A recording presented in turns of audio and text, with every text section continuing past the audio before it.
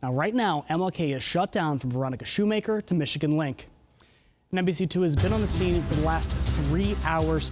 We've got live team coverage. NBC2's Sean Berry is at the hospital where that officer is in surgery. But first, we're going to start with NBC2's Michael Raimondi, who's at that shooting scene and just spoke with the police chief.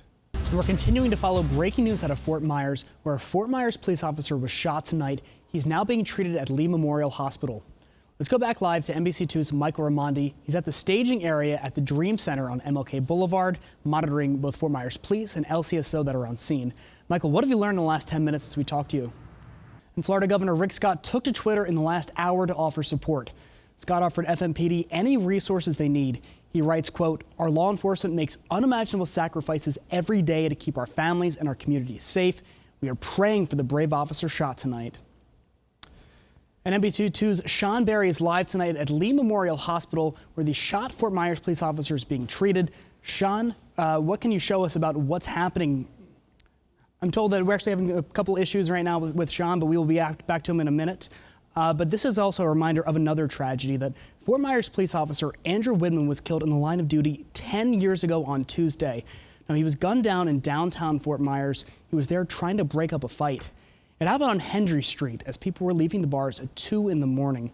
And the fight was between Abel Arango and his girlfriend. When Officer Widman stepped in, he shot him. Now, he was a convicted felon, recently released on bond, even though he violated his probation. NBC2 will be continuing to follow this breaking news, bring you any updates on the confirmed investigation as we get it. And I think we might be actually getting back to Sean now at Lee Memorial Hospital. Do we have Sean right now? On more breaking news tonight at 11, a woman is dead after a hostage standoff at a Trader Joe's in Los Angeles. They say that he merged right, went over the sidewalk, hit the guardrail, and crashed into the woods, and then overturned into shallow water. Troopers are still investigating to see if he was wearing a seatbelt or if alcohol played a factor.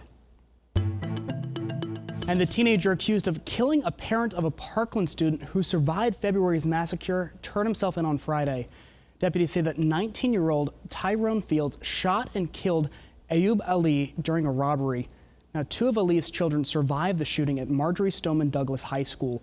Detectives received numerous tips after releasing this surveillance video of what happened. Fields now faces multiple murder charge and robbery charges. He's being held without bail. Continuing to breaking news of an officer-involved shooting in Fort Myers. An FMPD officer is in the hospital right now, and what you're looking at is brand new video from a witness. Now, you can see the Marathon gas station where that shooting happened. It's in the back right there. Traffic is backed up, and frantic drivers are asking officers where they should go. Do not travel tonight on MLK between Veronica Shoemaker Boulevard and Michigan Link. And Fort Myers Police and the Lee County Sheriff's deputies, they're still on that scene right now. So I want to take it out back to NBC2's Michael Raimondi. He's at the staging area at Dream Center on MLK Boulevard, where Fort Myers Police and LCSO are both on scene. Michael, what have you learned in the last 10 minutes since we saw you? Continuing with our breaking news, we have that Fort Myers police officer. He's now being treated at Lee Memorial Hospital.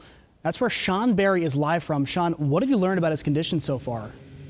NBC2 is going to be continuing to follow this breaking news all night long. We want to recap everything we know with you so far. So a Fort Myers police officer has been shot. He's in the operating room at Lee Memorial Hospital.